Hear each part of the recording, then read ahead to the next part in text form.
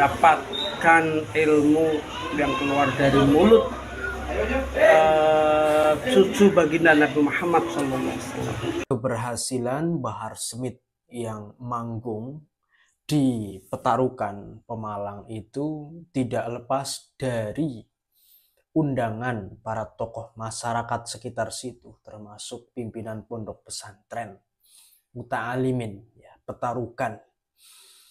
Ya, jadi sosok ini tadi yang kita lihat bersama-sama videonya adalah seorang ya, pimpinan pondok pesantren yang berhasil mengundang Bahar Smith untuk manggung di Pemalang, Jawa Tengah, tepatnya di Petarukan. Jadi tidak kapok juga dan tidak sadar juga, saudaraku, adanya ancaman dari PWI, Laskar Sabilillah, ya, yang mengecam keras adanya Bahar Smith yang hadir di Pemalang, tepatnya di Petarukan, tidak membuat jera juga pimpinan pondok pesantren ini. Jadi pondok pesantren ini yang menjadi sumber kedatangan Bahar Smith ke Pemalang, Jawa Tengah. Pemalang, Jawa Tengah adalah sebuah kota di mana di situ warga Nahdien, kultural maupun struktural, itu bersatu padu. Jadi kalau ada pemecah belah, ya, provokator yang hadir di Pemalang ini sangat-sangatlah menodai daripada Kabupaten Pemalang itu sendiri. Jadi saudaraku sebangsa dan setanah air yang dirahmati Allah Subhanahu wa taala, bahkan si Pak Kiai ini tadi ingin mengundang Habib Rizik. Jadi bukan hanya Habib Bahar saja yang diundang, tapi pentolannya, imam jumbonya juga didatangkan ke Petarukan di tahun depan. Mas Asyidi Idhasya Kasyida. Acara semacam ini, yakni acara Isra Mi'raj, didatangkan. Ini maksudnya apa, saudaraku sebangsa setanah air? Dari panitia katanya tahun depan mau mengundang apa? Habib Rizik. Betul, gimana? Akan tahun depan. Jadi kemarin saya cerita juga bahwa umat itu mendambakan sosok ulama-ulama yang getol nahi mungkar. Karena itu sesungguhnya betul-betul penyelamat bumi, gitu ya. Jadi ya silahkan saja kalau mau mengundang Imam Unyil. Saya yakin ya dari tahun ke tahun yang akan datang pasti para muhibin Habib, termasuk dari kalangan kiai ulama, itu pada sadar bagaimana yang diajarkan oleh para Habib ini sungguh menyimpang, ya, menyimpang jauh dari kaidah-kaidah keislaman.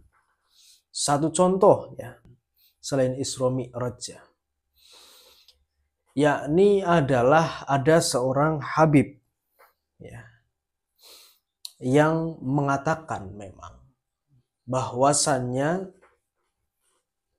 ya, kepala 70 kiai yang alim itu tidak ada apa-apanya tinimbang kepalanya para habaib, ya, daripada Habib yang bodoh.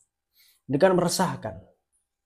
Jadi doktrin semacam ini saya pastikan tidak didengar oleh pengasuh pondok pesantren yang tadi ingin mengundang Habib Rizik bin Syihad. Saya jamin tidak sampai ke telinga dia.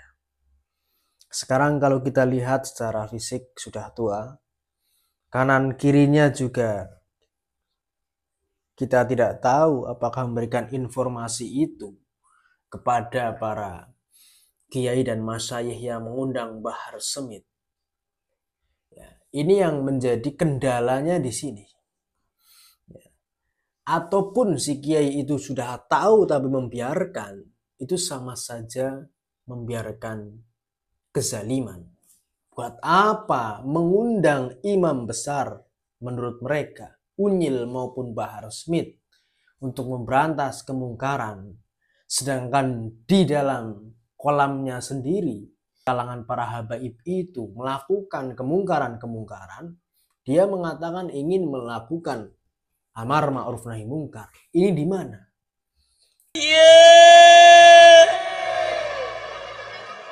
Tidak habis pikir saudaraku sebangsa tanah air. Bagaimana mungkin? Seharusnya yang harus diselesaikan adalah kemungkaran-kemungkaran yang ada di dalam tubuh Robitoh Alawiyah atau dari klan Ba'alwi. Itu yang harus di cross check. Kitab-kitabnya itu loh yang harus di cross check. Sudah bertebaran ya, banyak sekali kitab-kitab kesesatan-kesesatan. Kitab-kitab yang terisi tuntunan-tuntunan, ajaran-ajaran yang menyimpang dari kaidah Islam. Kenapa tidak dicap sebagai kemungkaran dan harus dibasmi oleh para muhibin-muhibin Pak Kiai semacam ini? Ya, faktornya itu satu. Yang kedua, pondok pesantrennya pasti ada santri yang dari kalangan habaib.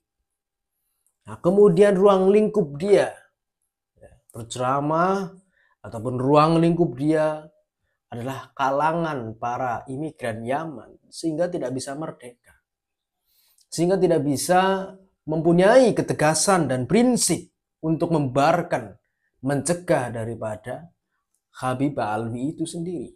Mas Ashidi Idhasha Kashira. Ini yang perlu kita waspadai. Faktor-faktornya jelas. Doakan agar para muhibin-muhibin seperti ini sadar akan bahaya laten klan Ba'alwi, ajaran-ajaran yang menyimpang dari kaidah-kaidah Islam, dari kaidah-kaidah Ahlus Sunnah wal Jamaah. Tidak ada kaidah Ahlus Sunnah yang mengharamkan daripada umroh. Ya, ada loh Habib Alwi yang katanya ada umroh plus, di mana umrohnya itu ditarim. Ya, dan juga dikatakan oleh salah satu oknum Habib bahwa leluhurnya tidak akan pernah keluar dari kota Tarim kecuali berziarah ke makam Nabi Hud dan berziarah ke Faqihil Muqaddam. Faqih Muqaddam siapa? Muhammad bin Ali Ba'alawi, leluhur mereka. Ini kan doktrin kesesatan, penyimpangan yang ada dan nyata. Kenapa didiamkan? Jadi saudaraku sebangsa tanah air, muhibin Habib semacam ini, selain tidak ada datangnya informasi ke beliau, ya itu tadi faktornya. Para santri-santrinya banyak dari kalangan muhibin. Ruang lingkupnya juga banyak dari kalangan imigran Yaman, sehingga sulit. Nah, kemudian apalagi ikut dengan pimpinannya Nahdlatul Ulama, pengurus besar Nahdlatul Ulama yang berhusnudon tanpa mengetahui, lihat datanya, kesesatan demi kesesatan yang dilakukan oleh klan Ba'alwi itu.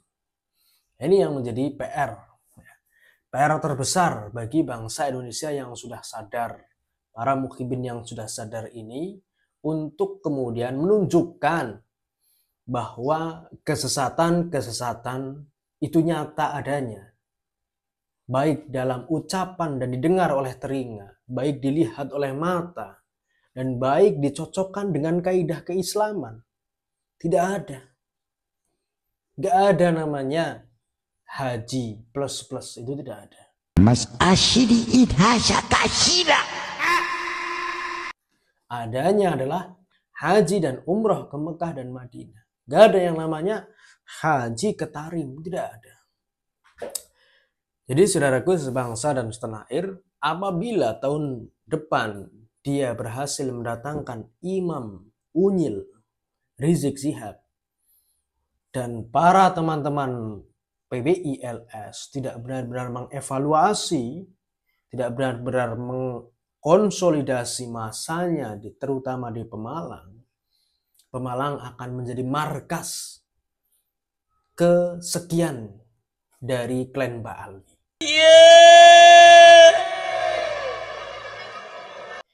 Di Pemalang, sampingnya juga ada di Tegal, ya, di Tegal tepatnya di salah satu ponpes itu juga menjadi markasnya. Kemudian di Pekalongan apalagi ya, Pak Lutfi bin Yahya. Jadi daerah-daerah situ ya, kalau Purbalingga maupun Banyumas alhamdulillah aman, tapi kalau Pemalang, Pekalongan dan Tegal itu masih cenderung sangat kental dengan para habib-habib itu, termasuk muhibin-muhibinnya. Maka dari itu PBI dari berbagai daerah harus mengevaluasi ini semua agar supaya tidak terjadi lagi dan mencegah secara diplomasi maupun mencegah secara dohir di lapangan dengan berunjuk rasa.